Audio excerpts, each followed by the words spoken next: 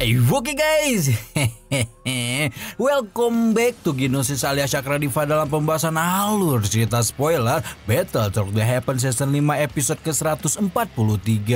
Seperti biasa kita review dulu spoiler di episode sebelumnya yang menceritakan bagaimana pertarungan besar antara Pavilion Bintang Jatuh dan Aula Jiwa telah benar-benar pecah dan posisi Pavilion Bintang Jatuh semakin terancam setelah Jaising memanggil keluar Tianzun ke-9 Moyu.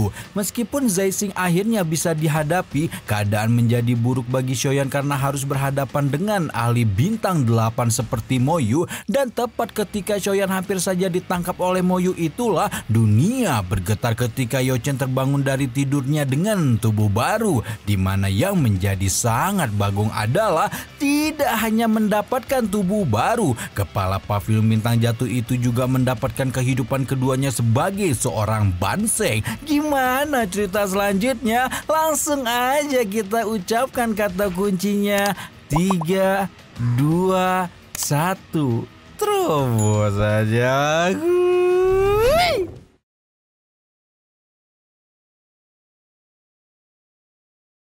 Banseng adalah dua kata sederhana yang tidak diragukan lagi terdengar seperti guntur yang meledak dengan keras di samping telinga Moyu dan juga Tianzun ke-8 QD. Banseng mungkin adalah level yang sangat asing bagi banyak orang, namun untuk Dozun puncak layaknya Moyu dan QD, Banseng justru sesuatu yang sangat akrab karena level ini dikenal sebagai jurang keputusasaan oleh banyak ahli di puncak kelas Dozun. Kenapa begitu? Karena menurut pengetahuan mereka, sebagian besar ahli di dunia ini yang telah mencapai puncak kelas Dozun akhirnya berhenti di tepi kelas Banseng, dan betapapun mereka berlatih, ahli-ahli puncak ini tetap tidak dapat benar-benar masuk ke kelas Banseng yang merupakan kualifikasi dasar bagi seseorang untuk masuk ke kelas Doseng. Banseng adalah satu pondasi paling penting sebelum seseorang melangkah ke kelas Doseng, di mana jika seseorang tidak dapat memasuki level Banseng, mereka bisa melupakan harapan untuk menjadi Doseng sebesar apapun upaya yang telah digelontorkan. Banseng ini juga merupakan keadaan yang diimpikan oleh Moyu dan QD, di mana keduanya sadar jika mereka mungkin tidak benar-benar dapat mencapainya, bahkan jika menggunakan seumur hidup untuk berkultivasi. Karena itulah pada saat ini Doki di dalam tubuh Moyu dan QD tampak seolah telah berhenti beredar. Wajah mereka kusam sekaligus penuh tekanan melihat bagaimana Yochen yang agung benar-benar telah menghentikan bola es besar itu dengan satu tangan. Semua mata di alam bintang berkumpul ke sosok tua Yochen yang menggantung di langit, di mana meskipun dibandingkan dengan bola es yang sangat besar, Yolo tampak sangat kecil. Tekanan yang dipancarkan dari sosok kecil itu bahkan menyebabkan energi menakutkan yang menyebar dari dalam bola es bergetar hebat. Tidak hanya Moyu dan QD yang dibuat terbagong-bagong, Feng Xian dan segenap keluarga besar Pavilion Bintang Jatuh lainnya juga hanya bisa tercengang ketika mendengar kata-kata Yochen sebelum kemudian menunjukkan kegembiraan liar karena hanya dengan embel-embel Seng saja, CEO mereka yang sempat noi puluhan tahun itu pasti akan membawa Pavilion Bintang Jatuh untuk mendapatkan kejayaannya kembali. Apalagi elit Banseng ini juga merupakan alkemis puncak di benua Doki pada masa lalu, di mana Abah Yolo memiliki reputasi dan pengaruh yang tidak dapat dibandingkan dengan siapapun, bahkan sampai saat ini kecuali dengan muridnya sendiri yang baru memenangkan pertemuan pil beberapa waktu sebelumnya. Berita besar ini dapat dipastikan menyapu seluruh Central Plain seperti badai, di mana reputasi dan kekuatan Pavilion Bintang Jatuh akan melonjak dengan cara yang menakutkan sehingga menjadi eksistensi yang bahkan mungkin tidak dapat dihancurkan begitu saja oleh Aula Jiwa meskipun mereka menginginkannya. Shoyan sebagai orang yang berada di balik kebangkitan Abah juga menunjukkan ekspresi luar biasa bahagia. Meskipun awalnya dia bahkan tidak memiliki ekspektasi besar jika Yolo akan mencapai puncak kelas Banseng, mengingat betapa sulitnya penerobosan di level ini. Tidak disangka-sangka semua bahan tingkat tinggi yang dia kumpulkan dengan cucuran darah dan keringat ini justru akan membuat Abah menembus level yang hanya bisa diimpikan oleh banyak orang. Apalagi Shoyan juga tahu dengan masuknya tulang Doseng pada proses pemunihan tubuh baru, dia sangat yakin jika Abah saat ini bisa dianggap sebagai Banseng elit. Oke, sekarang kita balik lagi ke Abah Yolo yang menatap dua Tianzun Aula Jiwa dengan tenang sebelum mengepalkan tangannya yang menyentuh bola es dan membuat gumpalan es raksasa itu terdistorsi hingga meledak menjadi kepengan es yang meledak di langit. Semua orang meneguk air liur melihat apa yang dilakukan Yocheng pada bola es Moyu dan Kyudi, di mana kekuatan semacam ini memang tidak dapat dibandingkan dengan elit puncak Dozun manapun. Keadaan semakin dan semakin buruk bagi Aula Jiwa karena setelah bola es dihancurkan, tubuh kedua Tianzun dipaksa bergetar hebat, membuat erangan teredam keluar dari tenggorokan dan jejak darah merembes keluar dari sudut mulut mereka pada saat yang bersamaan. Moyu mengatupkan giginya merasakan iri yang naik ke tingkat hiruk pikuk, namun segera mengendalikan emosinya karena dia tahu dengan level Yochen saat ini, misi yang dia dapatkan untuk menangkap orang menakutkan itu berikut murid-muridnya telah benar-benar berakhir pada kegagalan. Karena itulah tanpa banyak baby dia dengan tegas berteriak kepada Kyudi dan mengajak Tianzun ke-8 Aula Jiwa itu untuk mundur. Kyudi awalnya menunjukkan keengganan karena pergi artinya mengakui jika kekuatan kepala pavilion bintang jatuh itu memang lebih besar daripada mereka. Namun tanpa perlu diakui, kekuatan Yochen memang senyata-nyatanya lebih besar dan kekuatan gabungan mereka berdua juga tidak akan mampu memberikan perlawanan apapun. Untungnya Tianzun ke-8 bukan orang sembrono yang mengutamakan keinginan, di mana dia paham tidak ada lagi kesempatan untuk membalikan keadaan hari ini, sehingga Kyudi hanya bisa mengangguk dan bersiap memasuki celah spasial untuk menyelamatkan diri. Yolo di langit yang jauh tersenyum tipis saat melihat dua bapak-bapak ini mau kabur seenaknya, sebelum kemudian mengulurkan dan mengirimkan ledakan yang membuat garis retakan spasial segera runtuh. Angin menakutkan menembus ruang dan memicu dua erangan rendah dari dalam celah spasial. Garis retakan spasial yang jauh perlahan menghilang, namun raungan marah Moyu yang menembus udara menunjukkan betapa telapak tangan Yolo sebelumnya telah menimbulkan luka yang cukup parah pada kedua Tianzun itu sebelum benar-benar pergi.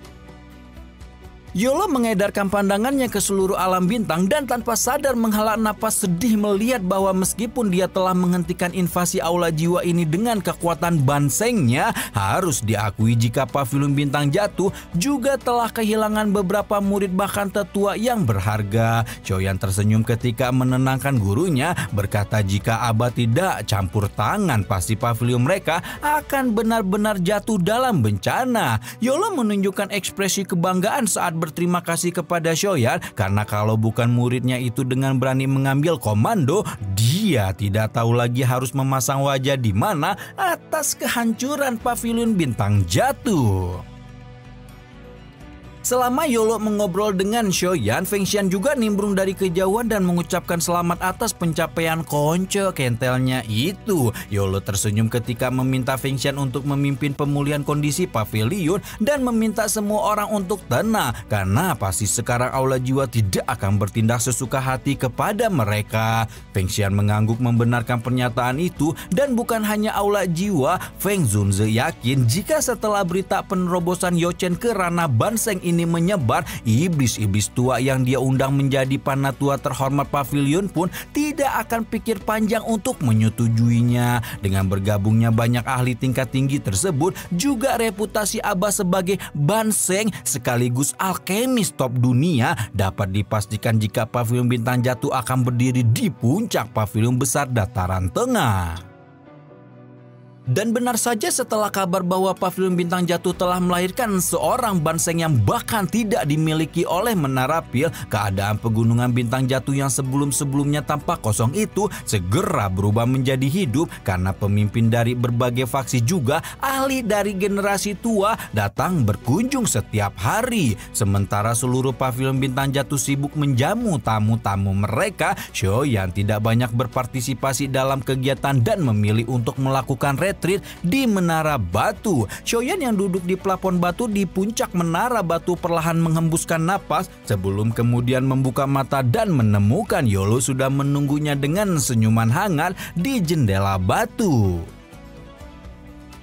Shoyan terkejut saat melihat Yolo ternyata diam-diam menunggunya berlatih dan menanyakan kenapa kepala pavilion ini malah ngebolang padahal masih ada halal bihalal besar di aula utama. Yolo hanya menggigitkan bahu saat berkata masalah-masalah seperti ini adalah urusan fengsian. Membuat Shoyan hanya bisa tersenyum keki, berpikir pasti nanti gurunya bakal diomelin sama Om Feng lagi. Baru kemudian Shoyan mengingat cincin hitam di jarinya dan berencana untuk mengembalikan cincin tersebut kepada pemiliknya. Yolo melihat cincin hitam pekat yang melayang di depannya dengan emosi kerinduan, kebanggaan, sekaligus kesedihan. Karena dengan melihat kekuatan Shoyan saat ini, pemuda itu telah mencapai kualifikasi untuk meninggalkan gurunya. Cincin Yolo itu ya guys ya, yang tempat Yolo itu tempat simpen ruhnya di sana ya guys ya. Yolo mengenakan cincin hitam di jarinya sebelum kemudian tertawa, mengatakan jika benda-benda di dalam cincin hitam itu memang tidak lagi berguna untuk Shoyan, namun ada hal lain yang lebih berguna, yaitu sekelompok api putih pekat perlahan melengkung dan naik di tengah menara batu. Shoyan menunjukkan ekspresi bingung ketika Abah tiba-tiba mengeluarkan api tulang dingin, baru kemudian tersenyum pahit saat mendengar Yolo berniat memberikan api surgawi peringkat ke-11 itu untuknya. Meskipun Yolo berkata jika dengan kekuatan bansengnya dia tidak lagi membutuhkan api tulang dingin, Shoyan bukanlah pemuda naif dan bodoh karena dia tahu api surgawi tetap akan menjadi sebuah pisau rahasia bagi seseorang setinggi apapun ranahnya. Yolo menggelengkan tak berdaya saat mendengar Shoyan yang secara tidak langsung menolak pemberiannya, namun ternyata penolakan itu tidak membuat Abah mengubah keputusan, di mana kepala pavilion bintang jatuh itu dengan lembut meletakkan jarinya di atas klaster api tulang dingin, sebelum kemudian mengatakan jika dia telah menghilangkan jejak spiritual di dalam api surgawi tersebut. Mata Shoyan dipenuhi keharuan ketika melihat Abah benar-benar melepaskan jejak spiritual di dalam api tulang dingin.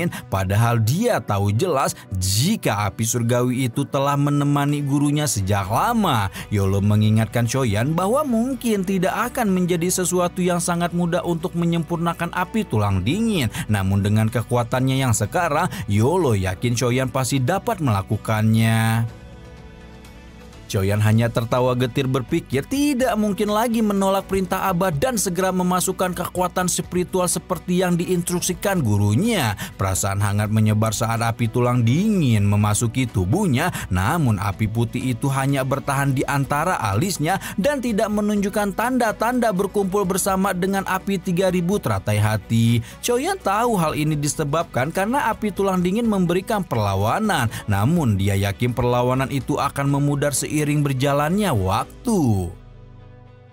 Yolo juga menanyakan bagaimana perkembangan peta api teratai pemunian iblis dan Shoyan hanya bisa menggeleng lemah karena dia belum menemukan petunjuk lain setelah mendapatkan potongan ketiga di wilayah sudut hitam beberapa tahun lalu. Yolo menghela napas dan menepuk pundak Shoyan saat meminta muridnya itu untuk tidak buru-buru sebelum kemudian mengabarkan jika selama retreat ada kawan lama yang telah mencarinya. Shoyan agak mengeringit ketika mendengar kabar ini dan semakin mengeringit lagi setelah mengetahui bahwa orang yang mencarinya adalah mantan ketua sekte Yunlan muda sekaligus mantan calon tunangan di masa lalunya, yaitu Nalan Yanran. Dan yang membuat Shoyan diliputi dengan perasaan tidak nyaman adalah setelah mengingat karakter Nalan Yanran, tidak ada alasan lain gadis itu menemuinya kecuali telah terjadi sesuatu kepada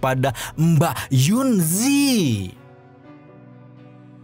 Karena itulah Shoyan juga tidak membuang banyak waktu ketika menuju pintu aula rapat dan melihat Nalan Yanran sedang duduk dengan gelisah di sana. Mata cantik Nalan Yanran melihat pemuda yang baru masuk ke ruangan rapat dengan emosi rumit, di mana dia benar-benar tidak menyangka pemuda itu menjadi eksistensi yang terus-menerus menggoncang daratan tengah setelah mereka berpisah di kolam darah Gunung Surgawi berepisode-episode lalu. Nalan Yanran merasakan kepahitan di hatinya, namun buru-buru mengendalikan itu karena dia menyadari betapa besar jarak yang dia miliki dengan Shoyan sekarang, di mana semua kesombongannya di masa lalu sama sekali tidak berguna di depan pria ini sekarang.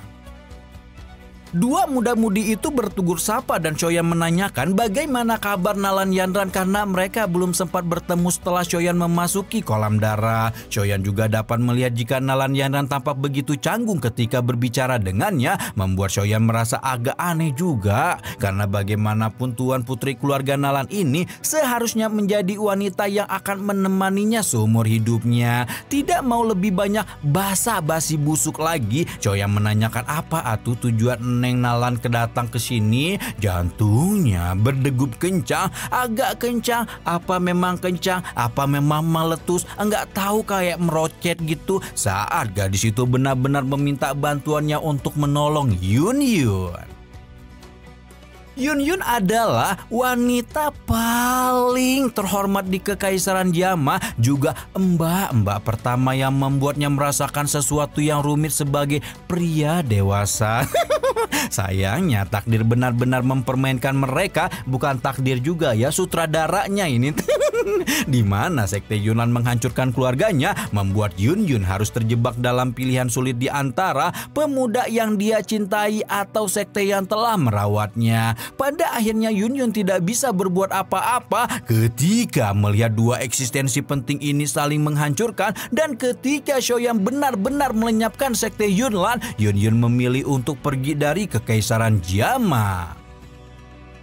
Choyan juga paham betapapun dendam keluarga Xiao telah terbalaskan, mantan ketua sekte Yunnan itu sepertinya masih merasakan permintaan maaf yang samar di hatinya. Dan karena itulah Mbak Yunzi tidak pernah menemuinya meskipun tahu jika Choyan telah berada di dataran tengah selama bertahun-tahun. Balik lagi ke cerita Nalan yang menjelaskan jika sebenarnya Yun Yun tidak mengizinkannya untuk mencari Choyan. Namun gadis itu tidak tahu lagi harus meminta pertolongan ke siapa. Nalan Yandra memberikan disclaimer singkat tentang kenapa dia minta tolong. Bukan karena dia mau pinjam 100, tapi bagaimana dan dia Yun Yun bergabung dengan sekte bunga yang hanya menerima perempuan sebagai anggotanya.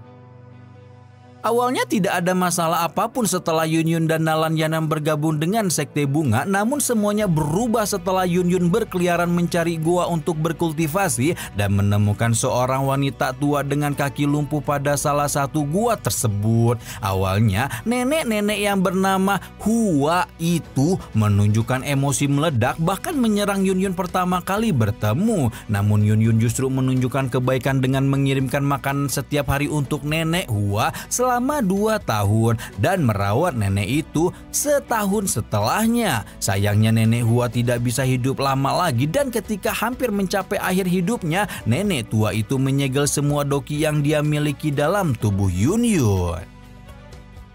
Masih belum ada masalah besar setelah nenek Hua meninggal. Namun tahun lalu Yun Yun baru tahu jika nenek Hua adalah kepala sekte bunga Huayu. Ketika ada kepala sementara sekte yang juga murid Huayu yang bernama Hua Jin tiba-tiba datang meminta Yun Yun untuk menyerahkan tablet batu giok kepala serta doki nenek Hua yang disegel di dalam tubuhnya. Nalan Yandra menjelaskan jika doki nenek Hua dikeluarkan paksa dari tubuh Yun Yun, maka gurunya pasti akan pindah alam. Untungnya nenek Hua telah mengirim beberapa sesepuh untuk berdiri di sisi Yun Yun ketika dia masih hidup.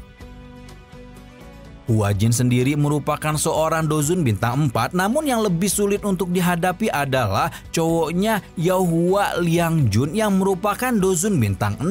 Oleh karena itulah Hua Jin akhirnya mengudarakan tantangan kepada Yun Yun untuk doki nenek Hua dan posisi kepala sekte, di mana sekte bunga memiliki aturan aneh yang memperbolehkan anggotanya yang perempuan membawa serta gebetan mereka untuk baku hantam bersama. Dengan aturan ini Hua Jin bisa bertarung bersama dengan Yao Hua Liang Jun untuk melawan Yun Yun, dan absurdnya Yun Yun menyetujui tantangan yang membuatnya terancam menghadapi 2 elit dozun seorang diri. Pertarungan perebutan title kepala Sekte Bunga itu akan dilaksanakan setengah bulan dari sekarang, di mana jika Nalan Yanran tidak bertindak diam-diam untuk mencari Shoyan, maka dapat dipastikan Yun pasti akan kalah dan menemui ajal jika Doki Huayu dikeluarkan paksa dari tubuhnya. Disinilah Nalan Yanran berharap Shoyan itu bisa datang ke pertandingan perebutan title kepala sebagai gebetannya Yun dan membantu gurunya untuk mengalahkan Hua Jin. Nah, Shoyan tampak berpikir keras saat mengetahui waktu pertandingan yang cukup mepet. Ketika itulah Abah Yo muncul dan meminta Shoyan pergi jika memang ingin menolong Yun. Yo Chen sendiri juga pernah mengenal Huayu sebagai praktisi hebat dan menyenangkan. Yo Chen berpikir jika sepertinya Huayu telah mengalami cedera serius sehingga menemui ajal dengan sangat cepat. Namun Abah tidak menyangka jika di akhir hidupnya ahli yang terkenal tidak pernah menerima murid seumur hidupnya itu akhirnya mempercayai Yun sebagai sampai menyerahkan seluruh doki di tubuhnya untuk mantan gebetan Shoyan tersebut. Jika bisa memurnikan seluruh doki Huayu di tubuhnya, dapat dipastikan jika Yun pasti akan menjadi ahli puncak di Sekte Bunga bahkan di seluruh dataran tengah. Abah meminta Shoyan untuk fokus kepada Yohua Liang Jun yang lebih sulit untuk dihadapi karena meskipun Hua Jin Dozun bintang 4, perempuan itu bukanlah seseorang yang perlu Shoyan perhatikan. Yolo juga memberikan sebuah batu giok kepada Shoyan dan ketika pemuda itu mendapati keadaan yang tidak bisa dia tangani, Abah berjanji akan datang secepat yang dia bisa untuk memberikan bantuan. Karena Tian Huo dan Shoishan sedang melakukan retreat, Shoyan berpikir untuk mengajak King Lin dalam perjalanan ke Sekte Bunga karena meskipun gadis itu hanyalah Dozun bintang 1, dia memiliki kekuatan besar setelah memanggil roh ular surga kuno hingga bahkan bisa melawan ahli bintang 6 Dozun seperti Tianzun Putih. Abah menyetujui rencana Shoyan karena dia memang sedang memikirkan cara untuk membantu Tian Huo mendapatkan kekuatan puncaknya kembali, juga mendukung Shoishan untuk memaksimalkan kekuatan tubuh beracunnya.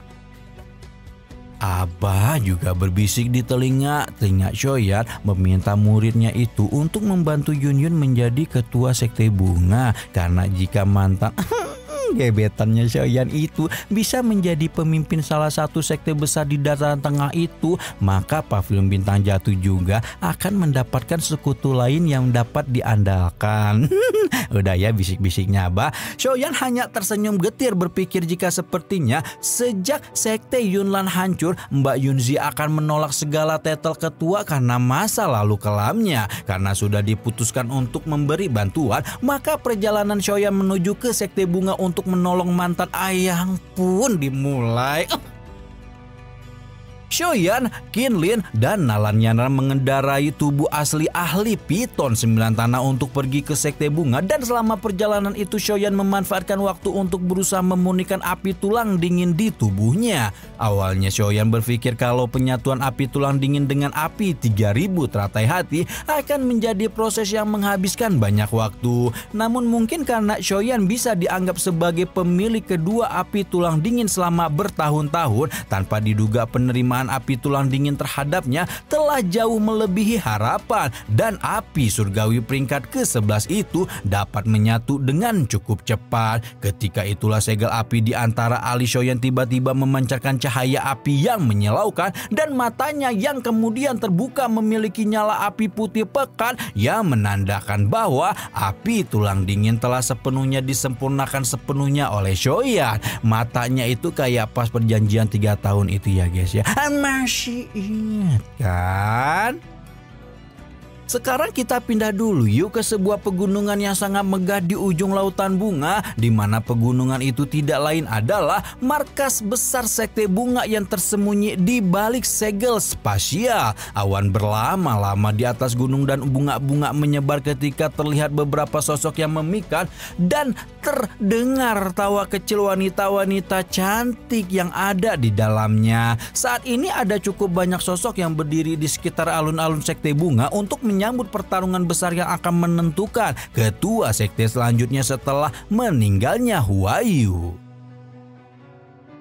Dua orang berdiri di tengah alun-alun menunjukkan aura yang mengancam dan penuh dengan kekejaman, di mana dua orang itu tidak lain adalah Hua Jin dan kekasihnya Yohua Liangjun. Ketika gong perlahan berbunyi, mata panjang Hua Jin menyipit ketika berkata dengan dingin meminta Yunyun untuk segera muncul karena waktunya pertarungan akan segera tiba. Suara angin kencang dipancarkan dari udara saat sosok menawan Yunyun mendarat di alun-alun. Penampilannya yang sangat cantik itu muncul seperti peri bunga di pegunungan. Beberapa waktu setelah berpisah dengan Dedek Shoyan, membuat Yunyun berubah menjadi semakin memabukkan bak anggur yang disentuh jauh di bawah tanah. Kecantikan Yunyun bahkan membuat Yohua Liangjun menunjukkan ekspresi panas berapi-api, membuat Hua Jin auto ingin mencubit pinggang gebetannya karena kesal.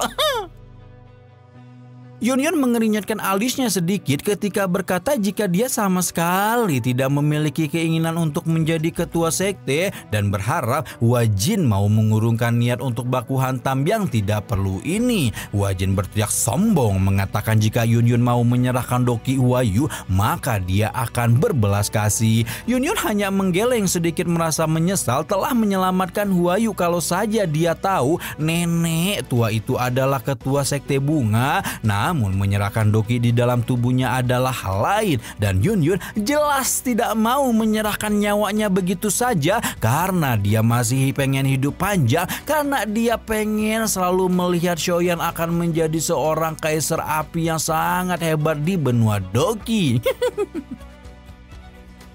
Berhubung Yunyun menolak untuk memberikan dokinya dengan sukarela, Hua Jin pun dengan garang mengingatkan tentang aturan sekte bunga di mana sepasang kekasih atau suami istri bisa bertarung bersama-sama. Karena itu Hua Jin juga mempersilahkan Yunyun untuk memanggil pasangannya kalau ada. Ya, tapi berhubung Yunyun memang berniat untuk menjomblo seumur hidupnya, mantan ketua sekte Yunan itu hampir saja mempersilahkan Hua Jin untuk menyerangnya sebelum angin yang deras tiba-tiba dikirim dari langit ketika sesosok pemuda berjubah hitam muncul dan menyebabkan wajah Yunyun memerah ketika Dedek gemes yang masih menghuni hatinya itu tiba-tiba datang dan mengaku sebagai suaminya. Enak ya. Yunyun. Tiba-tiba udah ketemu Mbak Yunzi aja nih Mang Oyen. Apakah akan terjadi CLBK antara Oyen dan Mbak Yunzi? Tahu kan CLBK itu cinta lama belum kelar. Nantikan terus update pembahasan spoiler BTT hanya di Ginosis atau Cakra Diva ya guys ya. Udah cawer belum? Udah like belum? Udah komen? Udah share belum?